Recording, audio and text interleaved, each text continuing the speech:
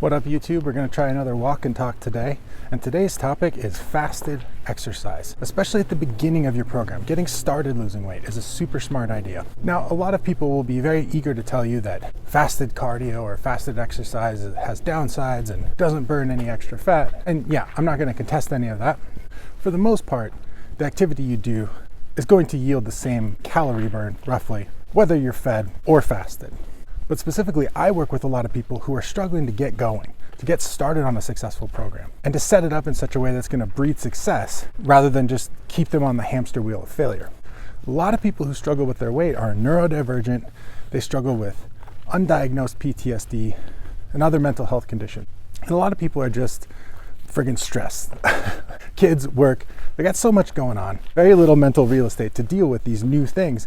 No matter how important these changes are to them, there's a lot of things competing for our attention and prioritization. In all these cases, people experience the fundamental issue a little bit differently, but also very much the same. And that's the fact that our reserves of self-control, our executive function, is finite.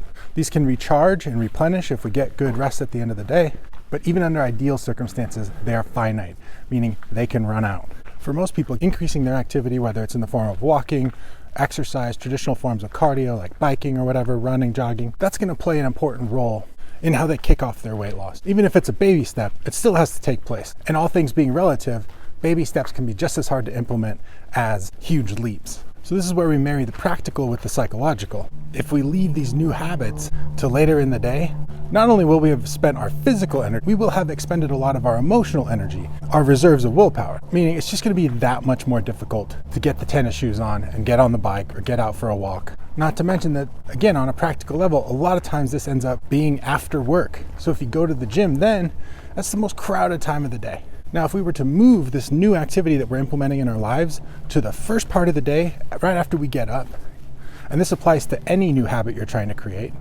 It could be writing, meditation, doing some yoga, whatever. By giving the new thing, the most difficult thing to implement, first priority, we vastly increase the chances that we're going to get it done on any one day and get it done consistently, which, as I'm sure you know, is what breeds results.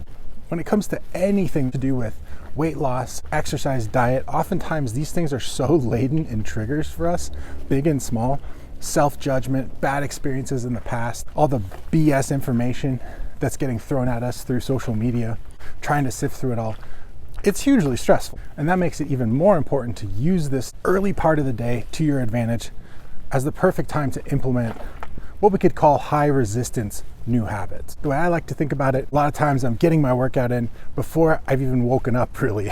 My actions have kicked in before my mental bullshit can get booted up and online and tell me not to do it. Too late, it's already done.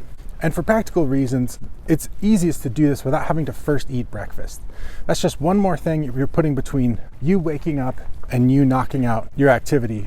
And it doesn't just have to be working out. It could be prepping your meals for the day. It could be meditation. It could be journaling. Anything that's going to remove barriers, anything that's going to help you get out of your own way for the rest of the day, that's a great thing to do. That is a huge win-win scenario for you. You know, if you're trying to lift weights and you're new to that and you find that your ability to push yourself in that, I mean, that's all relative. I'm not saying you have to go in there and work out for an hour. If you're just starting, 20 minutes might feel like an hour. If eating a banana and drinking some whey protein on the way to the gym helps you power through your workout, that's great. Because what I'm talking about isn't truly doing fasted activity. We're really talking about why doing fasted activity ends up being eminently practical toward our ultimate goal, which is getting these things done early in the day, ensuring our consistency, ensuring our success, and giving ourselves a chance to actually build these new habits. You may think rolling out of bed and going for a walk or going to the gym sounds like the worst possible way to do this, but trust me, I think if you give it a try, you might find that it works wonders. If you found this video helpful, please tell me in the comments below. I really appreciate that stuff. And hit the like button, subscribe to the channel. Any questions you have might become future YouTube videos. If you're looking for no-cost support, go to the Facebook group, Lose Weight with John. We've got more going on there than ever. That group is popping right now. It's a really fun place to be, super supportive. And if you're interested in working with me one-to-one, email me at johnoakescoaching@gmail.com. We've got a number of different ways to structure our coaching in ways that will meet your needs and your budget.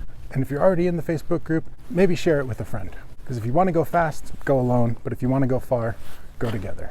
Thanks for watching, and I'll see you in the next video.